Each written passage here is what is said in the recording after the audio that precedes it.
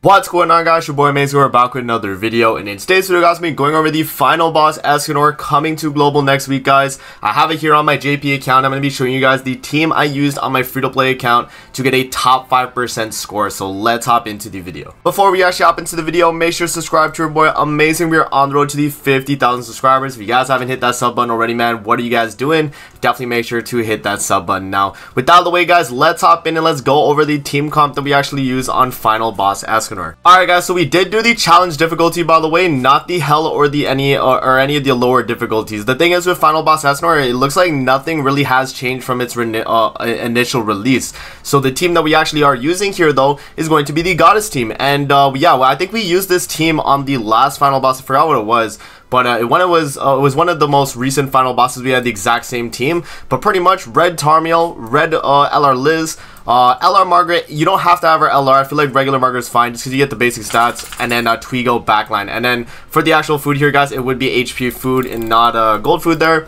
But yeah, that's pretty much the setup right there. For the buffs as well, guys, as you can see here, it is special move gauge reduction applied for 3 times to get 180 points. Remove 10 enemy buffs with a buff removal skill for 210 points. Clear without anyone failing plus 240 points. And then deal more than 400k damage to a single enemy in one attack to clear for 300 points as well. And then yeah, back on the game though, for the actual missions here.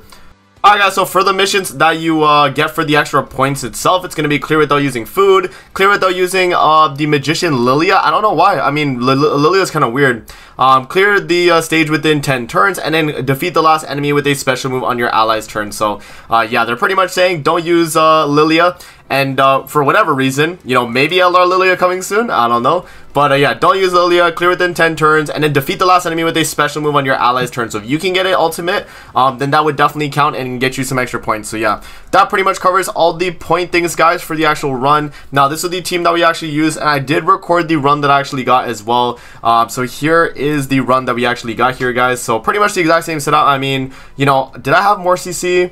I had 10 more CC. I don't know what I did. I guess maybe, you know, I had maybe some other better gear on one of these characters here. But regardless, guys, it's the exact same setup. You know, got his card set and all that. So let's hop in and I'll show you guys the run that I actually did. So yeah, I mean, it was a fairly decent run. The things you're trying to do is you want to make sure you get the 400k damage hit, and you want to make sure you finish the fight with an ultimate and within 10 turns total. So you have to clear the fight relatively fast. And the problem with that is that it is kind of hard to clear the fight fast because Escanor does get invincibility frames. So when he is around, I think it's less than 30% HP, he does get invincibility, and that actually lasts for 2 turns. So you don't want to actually proc his invincibility. You want to either kill him within before he gets it, or proc it super early so that you're able to kill him after.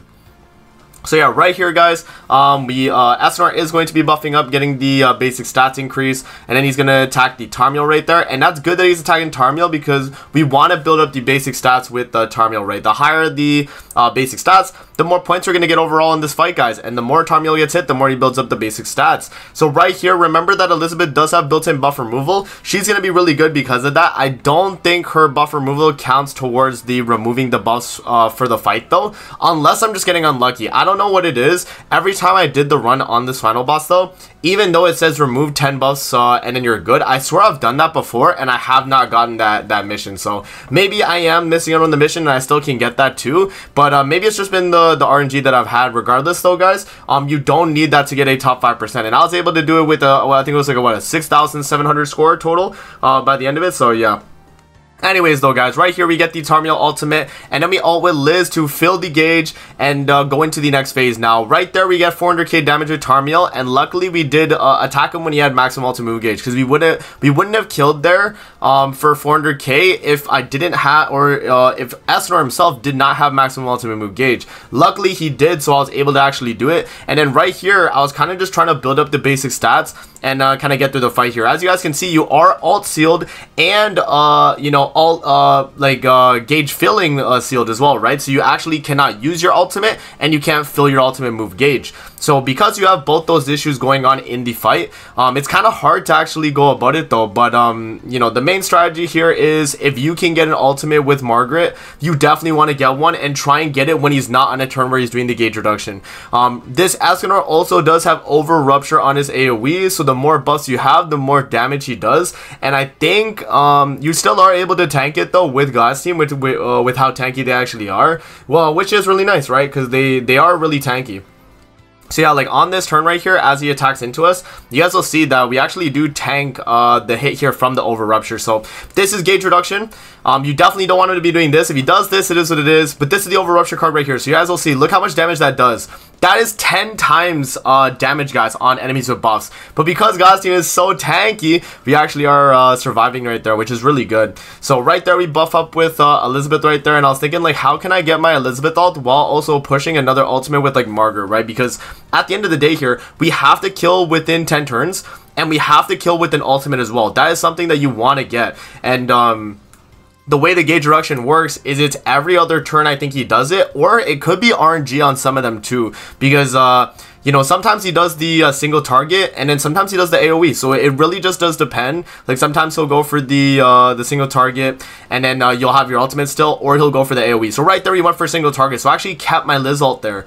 So right here, I was like, okay, we can push up the Margaret ultimate. I can buff up with Liz, merge cards with Margaret, and we get her ultimate too. And then if he doesn't use a gauge reduction on this turn, then I'm actually, you know, in a really good position to actually get the kill with Margaret with her ultimate, because we have damage dealt buff, we have the attack related buff, we had pretty much everything we needed on this turn. So as long as I didn't get ultimate mover reduced here, we were actually in a really good spot. And as you guys can see, he goes to the over rupture, so boom boom boom, we do tank that because the team is just super tanky in general. And then I'm like, okay, we can definitely get the kill here if I go for the Margaret ultimate without healing, because I did lose the damage dealt buff, so I had to reapply it. So I was like, okay, let me Tarmiel buff, let me buff up a Margaret, and then I ult, and that actually does get us the win condition right there, guys. And my Margaret's not 6 out of 6. My Margaret is 2 out of 6, guys. So the fact that I'm able to do this and still kill without critting the boss, 1,100,000 right there. We actually do kill.